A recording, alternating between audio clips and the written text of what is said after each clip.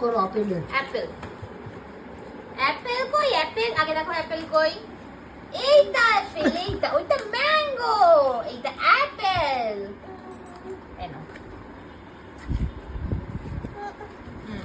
করো করো এই যে এম এম করে করো এইটা এইটা অ্যাপেল অ্যাপেল করো করো ওর আম পছন্দ হয়েছে।